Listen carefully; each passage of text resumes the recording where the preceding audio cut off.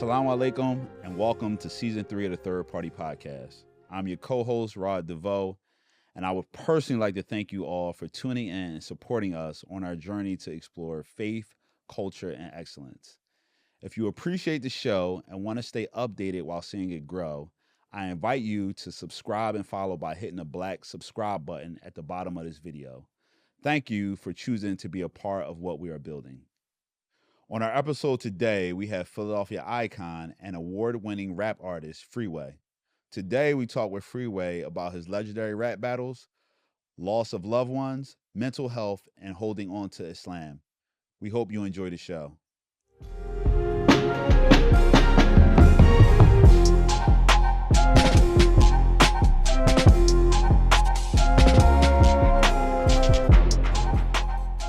Yo, it's the Third Party Podcast. I'm Muslim K-San, a.k.a. the Muslim Boxer, a.k.a. Mr. 12 and no 9 KOs, a.k.a. Mr. Knockout Artist. I'm here with my co-host, Rod DeVoe. What's happening, brother? Yo, Rod DeVoe, season 3, Third Party Podcast. What's up, everybody? It's the bearded legend himself, Philadelphia Freeway, on the Third Party Podcast. Early. Our guest today really needs no introduction. None whatsoever. No other than Philadelphia Freeway. Represent Philly and All the way. took Philly all over the world. Everybody know the anthem. What's the anthem? You know the anthem. What's the anthem? Crack a 40 to the sun. It's a cold winter. Oh, man. Hey, man, welcome to the show, Freeway, man. Thanks for coming, man. We appreciate having you. Thanks for having me. This is something that I didn't know, and I'm sure you may have talked about this on other platforms. How did you come to Islam? Oh, man. I'm from Philly. So I'm originally from West Philly. I used to live on a block called Lindenwood Street. And I had a friend that moved on that block. His name was Dante. And he was like, I seen Muslims, but he was like the first Muslim that I really like interacted with. And he was kind of cool and thorough. So I was interested in Islam. One day we went to Sister Claire Muhammad back in the day, and I took Shahadah, and they gave me some glow-in-the-dark thicker beads, and that was the beginning of my journey. But as far as religion, I was always into religion. Before I was Muslim, I would say this long prayer at night and like bless my mother, bless my father, bless people I don't know, bless the people I know. Like I was always like in tune with God, but I didn't understand a proper way to worship him. My mother was a Christian. My father was a part of this thing called the Nation of Alkebalon, which was really crazy now that I have an understanding of religion, because we had a guy named Baba that was like the head of the church, and he had like 6 or 7 wives. And we had people, like it was a brother named Ignatin that was like sitting right next to me, and like, yeah, that's our Prophet Ignatin. So there was a lot of shout out stuff that was going on with it, but it was like a vegetarian based religion. So it did have some qualities, but as far as, worshiping God, it wasn't correct. But alhamdulillah, like a lot of the brothers that was on that came to Islam. Alhamdulillah. What age was that? I probably was like 10 to like 14 or 15 until I moved on my own. I moved on my own probably like 15, 16. So. And at what age did you become Muslim? I think I was around 13. I was around 13? Yeah. Oh, subhanAllah. So what was that like, navigating being a Muslim at 13, like in school? And I went to high school, and then I went to West Philly for a little bit. Then I moved to Kensington with my cousin. So we went to Kensington High School. We used to offer Salat together when the Salat came in the auditorium. Like alhamdulillah, it was like, then it was a couple, North Philly is more diverse than West Philly. Like West Philly, we got blacks, and then you might have like some Jamaicans. But in North, we got blacks, we got whites, we got Latinos, we got, Arabs. Yeah.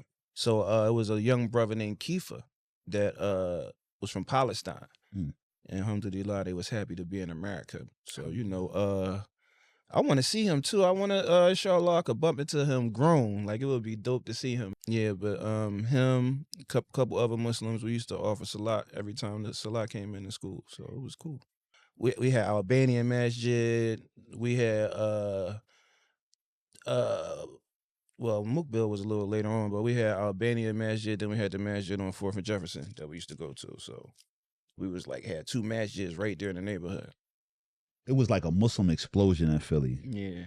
So you take Shahadah 13, you in high school, and then like the numbers start to increase, right? Yeah. Like how you view that though, like when you see like all these people just becoming Muslim, even today, like you hear talk around so many Muslims being in Philly. Yeah, I mean, alhamdulillah, like I feel like it's the environment. Like, you know, I talk about this when I travel too, because we have a prominent, you know, Islamic environment in Philadelphia. Like it's a lot of cities that's not like that, but it's a few cities that's like that, like Chicago, Detroit, a couple places on the West Coast. Like, you know, it's a couple cities that, you know, have a lot of Muslims. So I always tell people it's the environment. Like, you know, you'll see a person walking down the streets, they have their pants cut off, they have a big beard. You'll be like, "Assalamu alaikum," and they be like, "Oh, what's up?" I feel like since there's so many Muslims, we influence the culture in the city. And everybody's saying "Assalamu alaikum." Yeah. So, you know, people might look like they're Muslim, but not even be Muslim. But seeing the mannerisms of Muslims and being around Muslims, if they're doing it correctly, that should encourage people, you know, to want to be Muslim. Now, at 13, did you have siblings growing up? No, I'm the only child. You're the only child? Yeah, but I had my cousins, like my cousin Raheem, rest in peace, and my cousin Tyrone, Indy 500. You know, they moved with me out West Philly for a few years. That was like when we was going to like 3rd, 4th, 5th, 6th grades and middle school. And then in high school, I wound up coming down North Philly with them. So I had two male cousins, but I'm the only child. So what's your environment like? Like growing up, you know what I mean? 13, you moving around. I was from West originally, so, you know, I was be on the block. Like, West, I feel like it's a little more middle class. Like, you know, my mom and my dad both had a job, friends on the block. Like, I had a homie named Rube, but his family all was cops. Then he wound up being a cop when he got older. It was like more structured. Like, you know, when I went down north, niggas' parents was like, they don't even know their parents. Like, you know, it was just like a little more ratchet. Like, you know what took you from West to North? Just going to high school. Okay. All right. Going to high school. When I was little, I used to hate going down there. Like, I felt like my family ain't even like me when I was down there. So I used to be like waiting by the door for my mom and them to pick me up. Pick you up. But once I got into my teens and I started going down there, then it was different. What I was trying to say is like, I had homies out West that would try to hustle, but they might have like a little ounce of weed and try to bag it up, make a couple dollars just to eat. But then when I went down north, they was really getting money. Like, you know what I mean? It was a difference. And I wanted to get some money too. Right. So you got into a little trouble. Yeah. You know, it's crazy because like everybody was Muslim. When I went down north, like everybody I hung with, we was grinding with and all that was Muslim. But they wasn't knowing it. So when I first started going down north, I ain't smoking nothing. Like I used to be like, y'all crazy. Like, what's wrong with y'all? Like, we got to go to Juma Friday. Like, y'all tripping. Like, you know, and then like probably like a year in, I'm doing everything everybody else doing. Still going to the masjid, but you know, I just fell into the, you know, the trap of the environment. Yeah. And so when did the transition happen? What transition you talking about? How did the transition happen as far as that? You go from, yo, what y'all doing to, because I always say, like, you know, like time. Like, you know, it was just like time. Just time and, you know, just being around certain things. Like, you know, I had a rap that I said back in the day, and I was like, I wonder what jail was like until I got inside. I was really curious. Like, I'd never been to jail before. I was like one of the first persons to have a license, so I used to drive, hence the name Freeway, you know, so I used to be able to move around when everybody else couldn't because I had a license, like, you know what I'm saying? So I was like really a good boy in the beginning. That's good. And you feel like just the environment, like just being like jail being a part of the culture. Yeah, just the environment, being influenced by people, wanting things. Like, you know, they was getting money. I wanted to get money. Like, you know what I mean? I wanted to be a part of the winning team. Like, I sat around for a minute before I started indulging in what was going on. Right. But it was like so easy to do it. Like, you know. So if you had to go back and talk to your younger self, like what would you say? Come on, bro. I'm Muslim, you know, I don't think like that. Like, everything that happened, you know, is a part of who I am. So, you know, I can't change nothing. No I used to, shout out to my brother Malik. I love Malik. He like one of the people that I started hanging with when I moved to North Philly. He Muslim. The first time I went to Mecca and made Umrah, he went with me. That's like my brother. I got a lot of love for him. We was like heavily influenced by the streets. You know, the things that we used to do was just what everybody else was doing in the environment, but we were just trying to take it to the next level. You know, alhamdulillah, Malik, he between the United States and Egypt now, and he, you know, got a family. He living like a Muslim supposed to live, alhamdulillah. He's like one of the few of us that really did what they supposed to do. So from west to north, where does rapping come in? Man, rapping came in when I was like 3 or 4. I used to always want to be a rapper. Like, you know, when they ask you what you want to be in school, I wanted to be a rapper and an airline pilot. And now I'm a rapper. I fly as much as an airline pilot.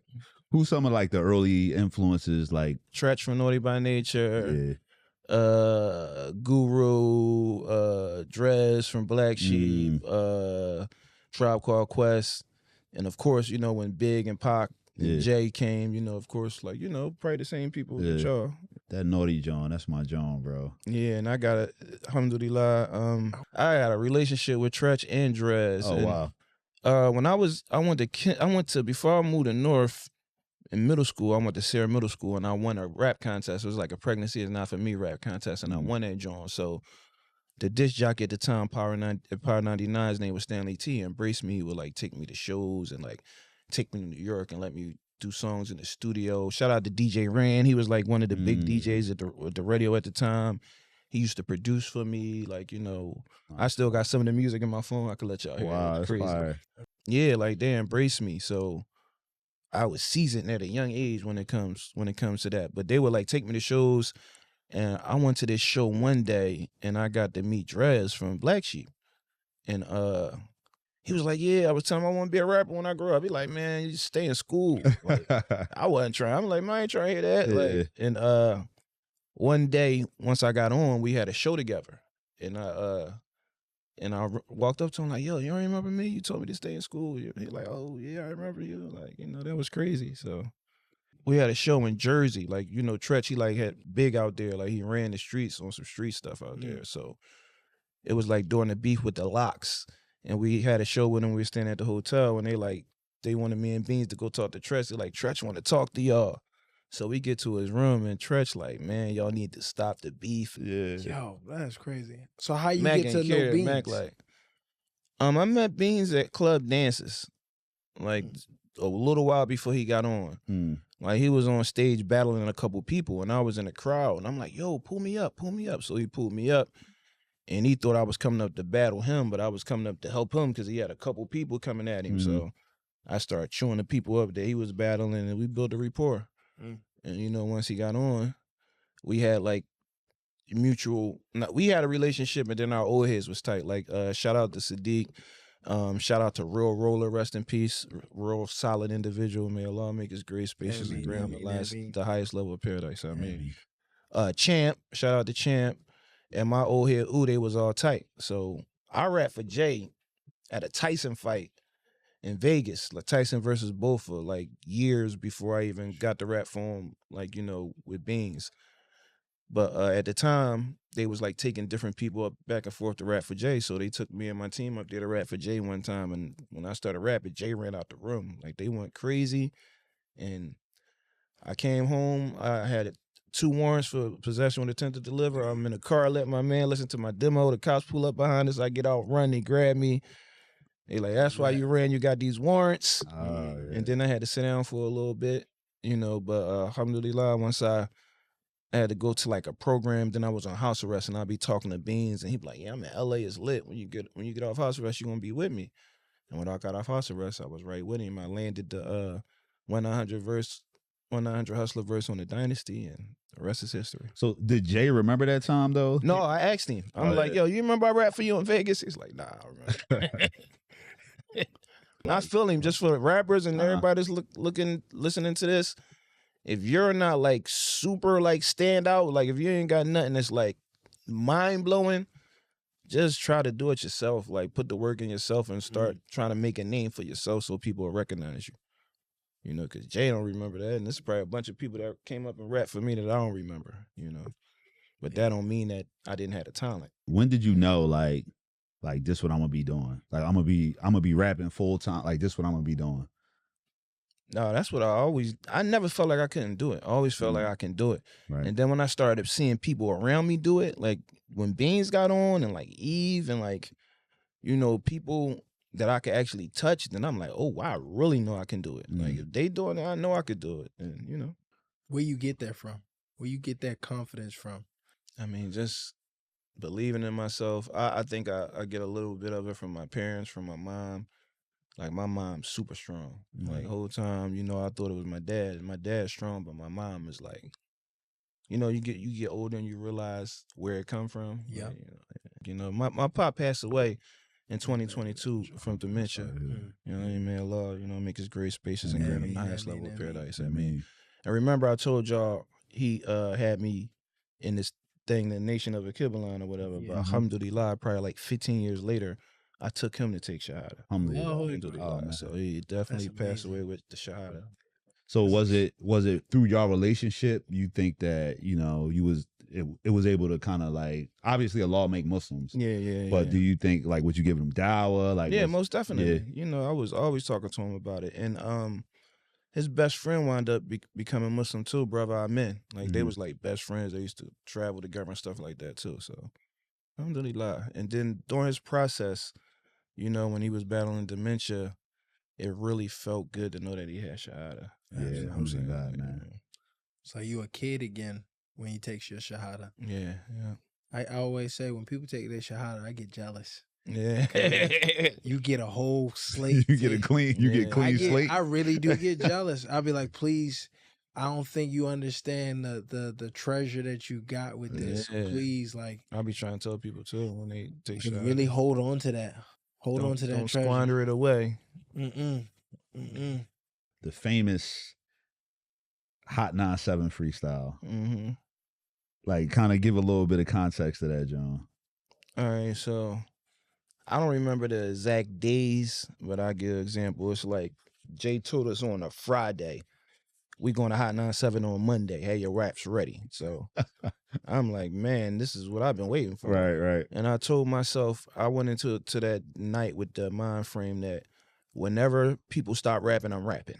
That's why if you listen to that joint, it seemed like I monstered that joint because I'm like trying to rap whenever is a break or a space. You know, and alhamdulillah, it was I feel like I made a huge impact that night.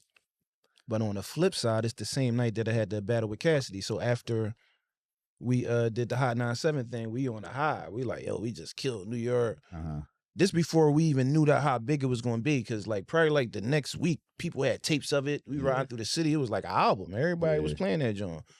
So after the battle, we went back to baseline. Like 5 minutes later, Jay was like, you come with me. We got in a van with Jay, and we went to the studio. Swiss and a bunch of people was there. The Locks. And that's the night we battled Cassidy. I battled Cassidy. It was like one of y'all battle him, then everybody was like free. Like, you know, so we started battling. And I was trying not to spit anything that I spit at the radio. You know, Cass definitely got over that night. You know, he definitely took the victory that night for sure. But, you know, that's a part of life. And I look at it like not only that situation, but a lot of times in my life, I have that balance. Like, you know, I really feel like I'm blessed by Allah because something will always happen to humble me so I won't go too far. Like, you know, or feel like I'm too much or I'm doing some amazing things. Like, you know, that same night was probably like one of the best nights of my life because I did my thing at Hot 97. People calling Jay phone like, who is Freeway? Freeway this, Freeway that. And then that same night I went and had the battle with Cass and, you know, I took the L. You know, so I feel like that experience kept me from feeling like, oh, I'm bigger than everybody or I'm better than everybody. Like, right. You know Showed you both sides. Showed me both sides of it. I mean, yeah, man, it was like just Philly just was so behind. Like the city just felt like it was up. You know what I mean? For sure. But, you know, whether AI was playing for the Sixers and Beans and Free was just, you know, getting put on. Like I was like, it's the rap AI because I cross you over. Freeway crossover from a squatter to a 6. Flip from cook to raw from a quarter to a brick. Like, I was Listen. playing with AI. That was a time in Philly, man. Yeah, like it was, man. Like Fridays on City Ave was What? always popping. Club Fridays, Club McDonald's on Broad and Diamond. Like, That was a time. Could you sense that though? Like that the whole city just was like just behind what y'all was doing and all of that. I mean, that, Yeah. like, you know, it was an amazing time. Do you feel like the rap game has changed? Definitely. Like as far as good or bad, especially as far as I mean, it depends on how you look at it. I mean, you can't really say it's bad because it's elevating. Like, you know, it's going to different plateaus. And they told us about where it was going. Shout out to Beehi. It's he Muslim too, alhamdulillah.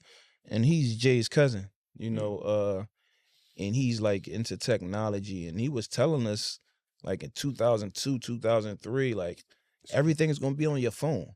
And we like, what? Like, what are you talking about? Like, ain't nobody really trying to can get an understanding of that. right. Like, you On know what I'm saying? We CDs. so used to putting out an album, selling physicals, going to do autograph signings at the record stores and everything. We never thought that everything would be streaming. Like, even when it went from CDs to the iPod, we never felt like, you know, everything was going to be digital. But they told us and they warned us. It's definitely different in a good way. With technology, you could do it. We could record a song right now and press a button and the whole world could hear it. When I first got on, you had to actually go from city to city and like really touch the people and really be in the mix for your music to sell. So that's one huge difference. When I got on, we counted actual albums. So it'd be like one album is a sell, two albums is a sell. Now with the streaming, you got to stream a whole lot to be gold or platinum and make a lot of money. You got to stream a lot of records to make some money. Right. And inflated for sure. Yeah.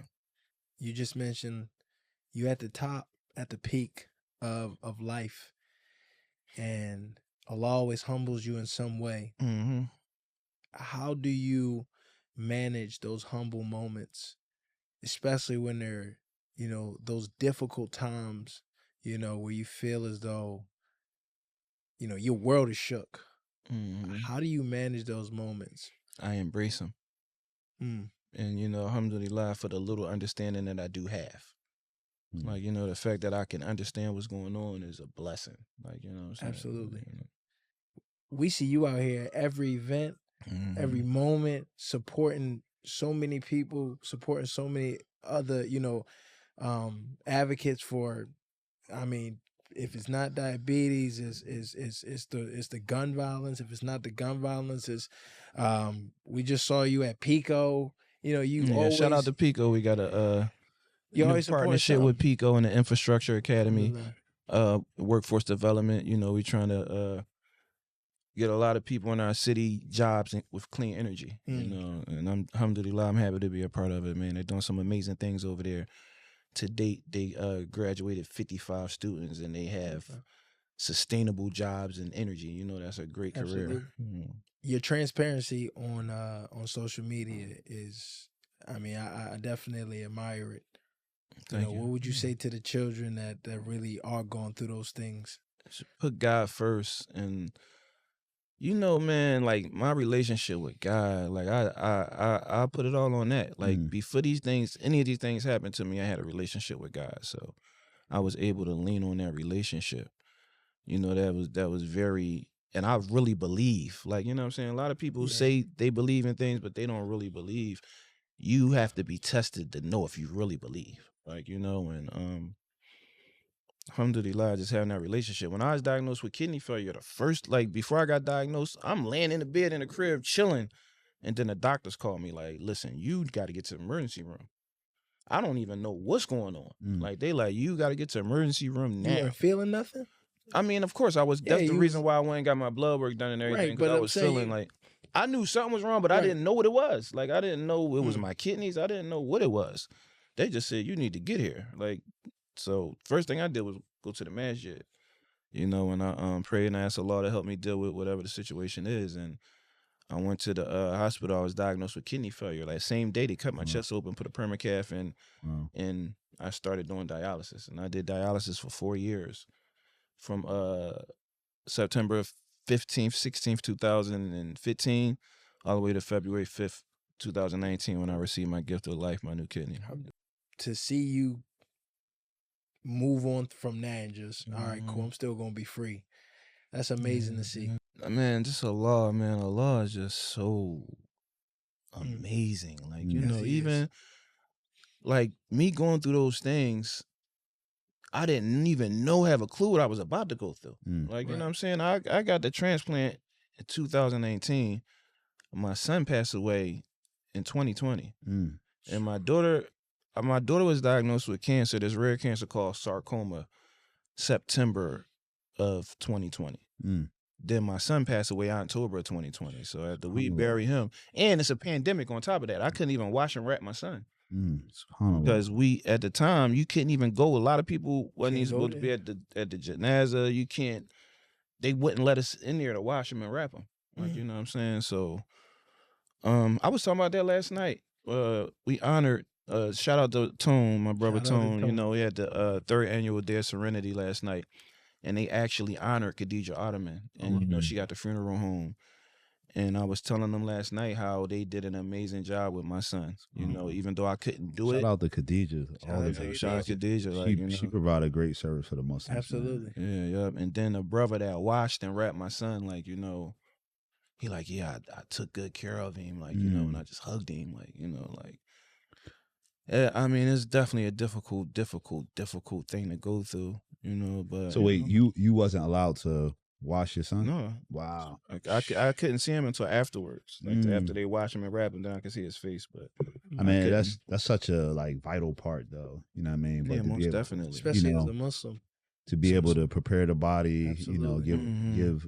Especially, I couldn't imagine like your child is rights like that. Yeah, you know? And my son, you know, when my father passed away, I was able to wash and wrap him. So that experience, I tell people I wasn't even a man until I did that. Like, you know, that experience right there is like it's different. It's different. Like, you know, and even like my mom is not Muslim, my mom is Christian, and my aunts, all of them, and you know, I always be trying to, you know, influence them to take Shahada and, you know, pray that they become Muslim because I love them and I want us to be together, inshallah, in the next life.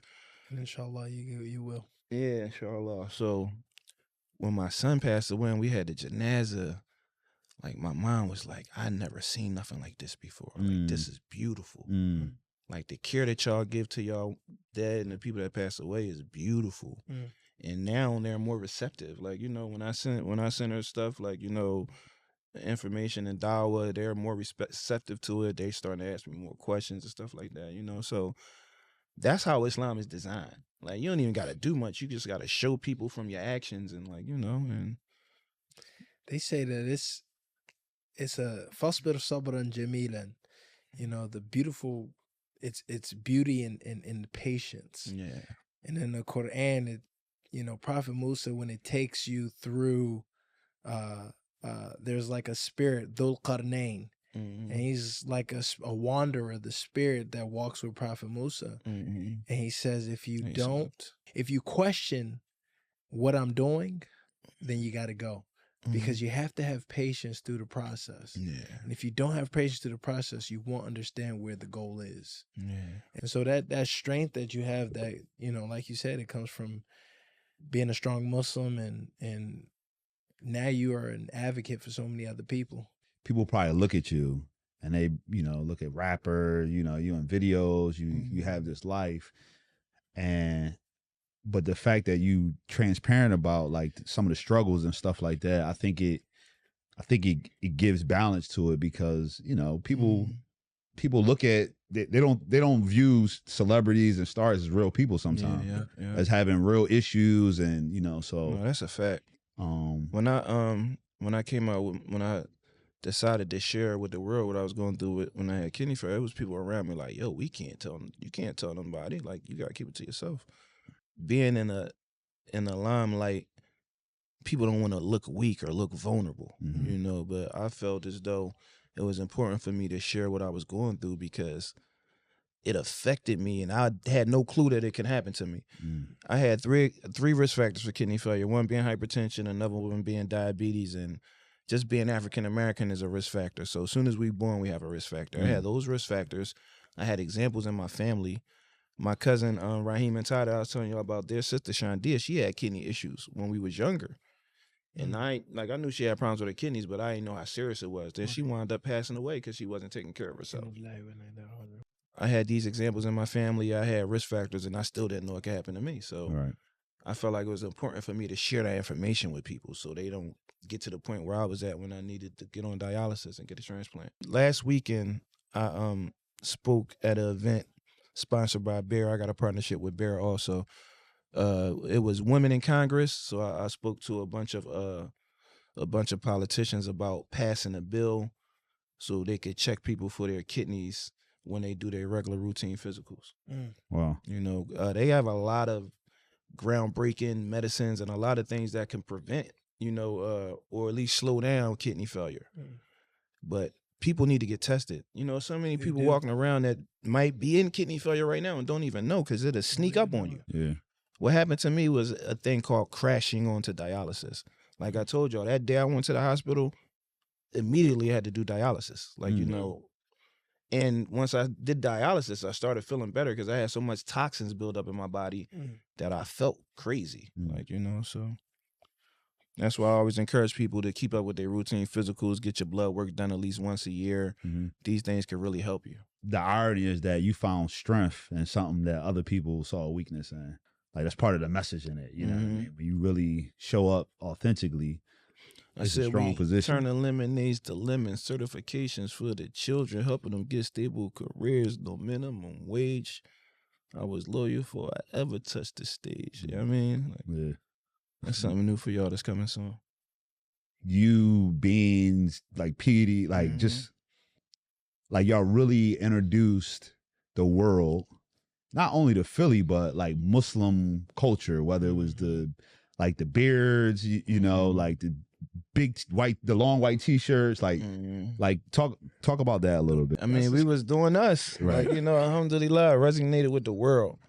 Like, I've been Muslim for a minute, so I remember like I would hear like Nori and like, you know, they would like, I don't think that they were Muslim like how we were Muslim, but they had like, you know, New York always had like the God bodies and like, you know, different variations of Islam. So they had a little understanding. So you would hear Nora like, what? Like, they'll say something about Islam, like a word or like, inshallah or something. We'd be hyped. We'd be gassed. Like, yo, they like us. Like, you know, so when we came out, we just was telling our truth. And it resonated all over the world because there's people like us everywhere. Was that a Philly thing? What? The long shirts in the Thames, or was that y'all thing? Because he was the first person I saw with it. I was a kid when I saw that. I mean, that was the dress code for the time. Like, everybody used to wear big clothes. I remember they sent Beans was the only one getting Rockaware boxes and State Property boxes in the beginning. And he was like 3-4X, so we was all in his box. Like, I might pop out with a pair of 40 jeans and I'm a 34 or 36, like with a belt. Back then, you can get away with wearing oversized clothes. No, everybody. I saw a picture the other day, and it was like ridiculous. I had like 3X on down, like almost to my knees. And, it looked heavy, like I had some chuckers on, and I saw my brothers wearing it. Like when Rock won the world championship, that's what they had FUBU. They had FUBU out and Hobo. They was rocking the Timbs and the big shirts, but I was too young of a kid to actually really appreciate that style. So it's a couple other like Muslim rappers. I think like Tech from Smith and Wesson. Yeah, I just did shout out to Tech. I think Ghost. Yeah, Ghost. So do you feel like it's like a brotherhood, or you feel like most definitely it's like a thing like with the Muslim rappers? Yeah, shout out to Tech. Him and Terminology just put out a project, and I'm on their lead single. I'm on the hook on their lead single, and we just shot the video in Philly. So look out for that. I forgot the name of the actual song, but I'm on there, so check it out. Right. But yeah, definitely, and I'm tight with all of them. Like I just told you I got the ringing remix with Ghostface, with Raekwon, and with Beans. That's going to be amazing. It's going to tear the streets up. This is a brotherhood, just like Muslims, like you could be anywhere. You see a Muslim brother, you give him the greetings, and you feel like the connection and you feel the love. Absolutely. It's the same thing in the industry. I personally don't think if I wasn't Muslim, I would probably never run into any of y'all. If we didn't have that connection of being Muslim, because I probably definitely wouldn't have brought you out for your fight. I know you wouldn't. And Like, definitely not how it went happen. What? I'd have been like, yo, call my What? manager. Yeah, man, you'd be surprised how many people I've, even boxing events, even doing stuff like that. It's like you have no idea what Islam means to people. Mm-hmm. Like you can forget however big you are. It's like, nah, I'm doing this. Even for what's your man, Ali Sadiq, right? He reached out to Ali you because you Sadiq. Muslim and Yeah, he love boxing. Reached out to me. Yeah. He wouldn't have reached out to me if I wasn't Muslim. Yeah, Like it's that camaraderie that we always have, with being Muslim. Like you never know who you're gonna meet, and you find that's the beauty in Islam. You could see a brother in the airport and love him. yeah. Like, just because he's Muslim, you could feel it, the connection in your heart. Like, I met a brother in Qatar, and only African, but first real black brother that I saw. He was the janitor. We prayed together. It was Ramadan. We recited I think like 2 juz together. Alhamdulillah. You can't do that anywhere else. Nowhere else, man. There's nowhere you're gonna sit there and really resonate with somebody like that in a random country. They're gonna talk to you, they're gonna say hi and dip. Yeah. I'm reading Especially how we look, like exactly. So right now in Philly, it's a lot of talk about like gun violence and gun culture. I lost so many people to gun violence. Like if it was 20 of us that I grew up with, at least 14 to gun violence. At least 14, 15 of them to gun violence. And that was, starting from when I was younger till now. Right. Like, I lost my first cousin Raheem was killed by the police. Like, in Philadelphia. It's definitely an epidemic that we need to try our best to get in front of. And especially now with the culture of the music, I feel like it's slowing down now with the drill rap and all that, but that was crazy. Like, I really can't understand how you could do something to somebody and go rap about it. And like, you know what I mean? Like, that don't make no sense. Yeah. That don't make no sense at all to me. Like, alhamdulillah, I'm so far removed from that life. But when I was in that life, if I was going through it with somebody or something, I wasn't trying to get caught. You don't want to go to jail. Like, that don't even make no sense. Sometimes I feel responsible. Like, sometimes I make dua about that joint a lot. Because we wasn't that bad, but it wasn't good what we were doing. Like, you know what I mean? We was telling our truths. Personally, I feel like with my music, I try to give you both sides. Like, I try to, like, even like what we do is wrong. Like, I'm giving you both sides of my reality at the time. Like, when I made that song, I was really living that. I had one foot in the streets. I had one foot in the music business. Like, you know what I'm saying? That was my reality.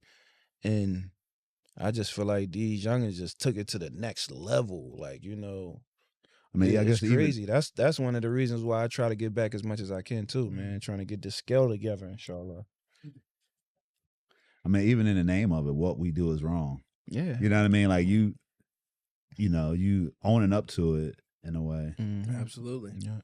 I think everybody in the city know all the words to that joint. Yeah. Like, did you know it was gonna be? No. I mean, I felt like it was even when the first album was ready to come out, I was so nervous. Like, everybody was saying they loved it, and I know I loved it, but I'm like, what is the world going to think about this? Right. Then I had challenges. Like, I was the first rapper with a beard. It was people at the label that was saying people might not want to hear a whole album of my voice. Like, it was a lot of like things that could have deterred me from like going super hard. But I tried my best to tune those things out and keep pushing. Did it start with everybody that was on it was going to be on it, or when they heard like your verse or they heard the beat, they was like they going to be on it? Like, how did that one come about? So at that time, we recorded that at Baseline, and at the time, anybody could have been in that joint. Like Beans, Bleak, Young Guns. I think I'm not sure if Dipset was around when I did What We Do. They might have been, but at the time, I was in there recording my verse with Guru. He was recording me, and Jay was in a front playing pool. So I originally called Jay in to listen to it and to say to keep going, because that's something I picked up from Jay. Is like one of my favorite artists, and it's a blessing to be able to work with him too. But he would like, if you listen to his music here and there, he would like add a little voice just to make it sound a little doper. You might not even know who the voice is. Mm. It might be Beyonce one time. It might be somebody that was just in the stew. Mm. He'd add another little voice to just make the song doper, like to give it a little bit more flair.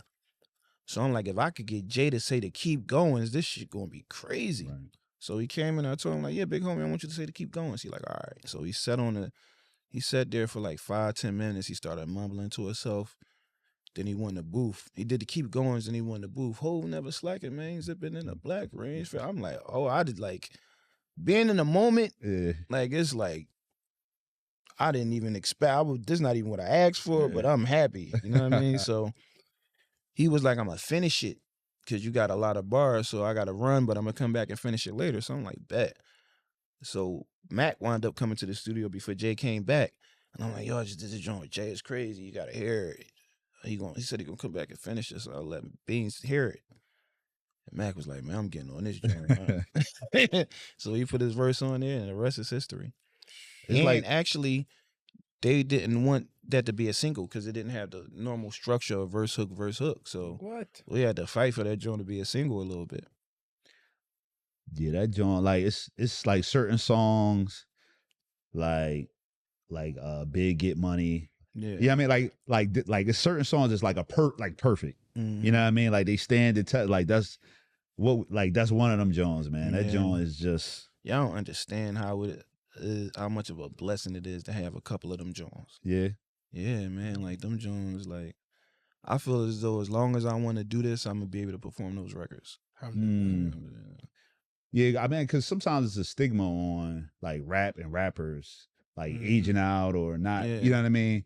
I'm not even just talking about that though. Like there is a stigma on that, but I feel like we're overcoming the stigma a little bit now. Like as time is passing, because we still got Jay. He like 50-something people still love. Like it's a couple artists that's up there that's still getting respect and still getting love. Right. But originally, it is a stigma. Like it is like young niggas still like, man, y'all old and old rappers and old niggas and y'all don't know. It's a blessing to get some age. Like, like and you're inshallah you're gonna get old too. Like I don't understand that. Like you talk about somebody that's where you're headed. Like, you know what I'm saying? Nobody can avoid that unless you pass away. Like, you know what I'm saying? You always gotta say, you know, I be praying I get to y'all age. Yeah. I really do. I feel like I'm an old soul as well, but nah, you gotta always, you know, be thankful for how much time you got on this earth. Mm-hmm. I feel as though I'm an old soul too. When I was young, I didn't like hang around the kids. I would like sit around the adults and like try to listen and absorb. Like, you know. Like when we see Freeway now, it's, you know, positive advocacy for youth. It's, you know, health, like, you know, whether it's talking to men or women about getting checkups. You know, you participated in some of like the get out the vote stuff and the recent election stuff. What's the mentality now that you kind of have had all of these experiences and you at this stage in life? Just trying to do as much good as I can, you know, while I'm here. Like I said, when I was young, I was in the streets. I did a lot. Like, you know what I'm saying? I'm just trying to get this skull together, man, trying to do as much good as I can. And these things that I advocate for are my real life experiences, these things that I've really been through. So I could be on a panel, it'd be like 4 doctors and me. Like I'd be like, when I really think about it, it really be blowing my mind. Like, you know what I'm saying? Like I'm up here with these Harvard professors and I'm just telling my story, like telling my you from Linden Wall Street. But you a hood professor. Yeah, most definitely. And most of the I'm people, definitely trying to get a doctorate too. Yeah. I'm a part of this thing called OSG. It's called Off School Grounds, and it consists of 200 to 300 principals and educators from all over the United States. And like we do a call every Thursday, and we're trying to find better ways to educate the students. And like we have conferences. I participated in 2 conferences that they have at Columbia University. It was one last year and it was one this year. And like the work that they're doing is amazing, man. And I'm just happy to be a part of it. And a lot of them, probably like the majority of them, all are doctors and have doctorates, you know. So you go to therapy? I went to therapy after my daughter passed away. Definitely. Like, you know, I needed to. Like, you know, it was rough. It's still rough. Yeah. my son's birthday was the 19th of this month. Like, you know, so October, November, both of my kids passed away in October.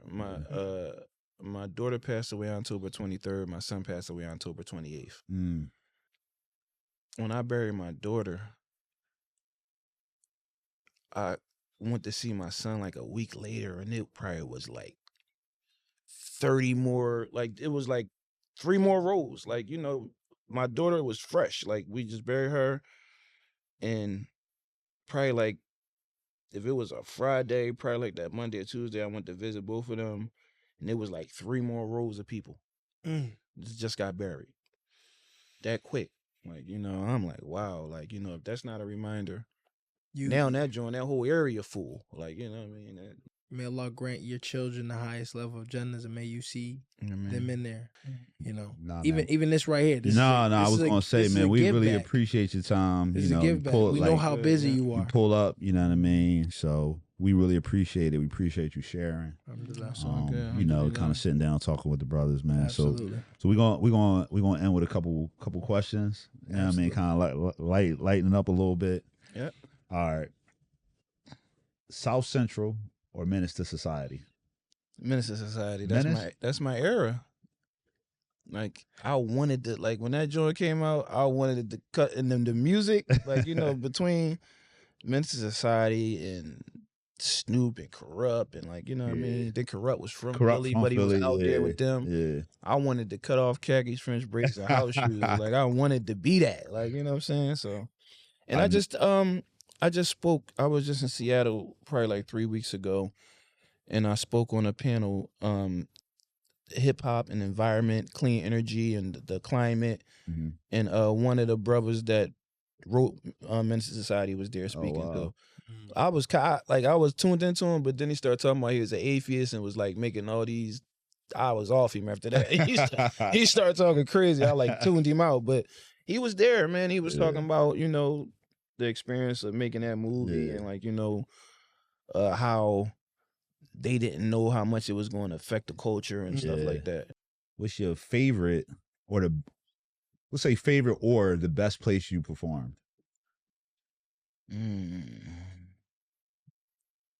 I don't know, man. I performed so many places, but probably here. Like, at the Wells Fargo. I performed at the Wells Fargo so many times. Like, last year was amazing. Nicki Minaj brought me out 2 times. Future brought me out. Lauryn Hill.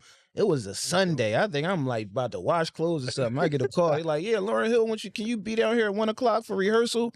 What? Lauryn Hill? What? I'm on my way. I'm down that joint. I'm blessed. I remember one time I performed in Africa.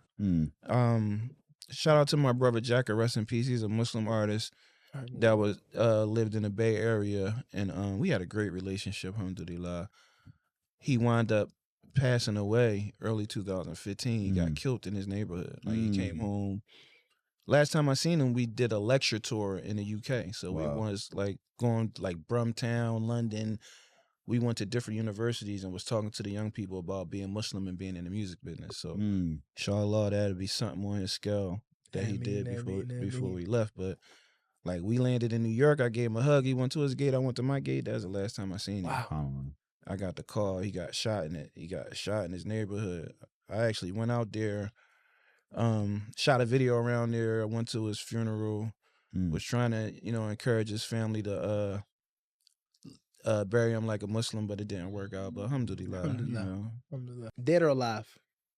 Who's the one person you always wanted to work with? Dead or alive? I have somebody right, on Pac, your album. man. Pac. Yeah, right, Pac. You Pac over Biggie? No, not lyrically, but I just feel Pac. Like, you know what I'm saying? Like, I feel Pac, but Big, I feel like Big is a better artist lyrically. Like, you know, but Pac, his impact and his influence and the passion that he put into it was something different. We just had this conversation. That's my take on it. That's my take on That's it. his take. That's my take. That's my take. Said the same thing. What Big could do lyrically is just Big is phenomenal. He just changed the whole but Pac is that Pac the character, like, not that he was fake, but like the character, like that person. And the crazy thing, like shout out to Mutar. That's my brother. You know, he live over Saudi now. Oh yeah, Mutar, that's my guy. That's my brother. He had a relationship with Pac. And he used to tell me stories about Pac and how thorough Pac was. But I got a couple other people that was like, man, that Pac was like, was saying he wasn't really cool. Like he wasn't like he was like kind of corny, like, but I don't know. Yeah. But as far as his influence on the game and how he made me feel when I listened to his music. So we usually ask cheesesteak or pizza, but I feel like you on some other kind of hoagie. I mean, he on the health tip now. I say cheesesteaks and hoagies. like of course I'm from Philly, so I'm a cheesesteaks, and my cheesesteaks is crazy. Like if we have like a family event or something, you cooking? I'm cooking. When I came home from jail, I had to go to this place called the Net. It was like the Northeast Treatment Center. Yeah. And I was cooking the cheesesteaks in that joint. Like, niggas probably like, man, free cook me a cheesesteak with that joint. Shoving it up. Yo. Yeah, Chef Boyardee. I used to cook for my family all the time. I haven't really cooked lately since they passed away, but I used to cook for them all the time just to see them happy. My dad used to be like, boy, this food is good. You on like a special diet though? Yeah. Like, I mean, I'm not on a special diet right now. I was on a renal diet, when I was on dialysis, and then probably like the first 2 years after I had the transplant. But now I just watch what I eat. I eat like lean meats, a lot of vegetables, a lot of fluids. And, I take a lot of medicine. Like, people talk about I'm strong, they need to see how much medicine I got to take every day. Like when it first started, when I first got the transplant, and that's one thing that a lot of people are scared to get transplants or don't even want to get transplants because there's a lot that come with it. Wow. They gave me a book bag full of medicine and a folder of how to take that joint. Wow. What? It was probably like 40 pills when I first started. Like a lot of it, I probably take like 20-something pills a day. Wow. I take pills 8 in the morning, then I take pills 8 at night. Wow. Yeah. So people don't even see that part. Like, right. That's like the stuff that people don't even. They don't think about. One day I went to Vegas and forgot my medicine. I mean, it never happened again.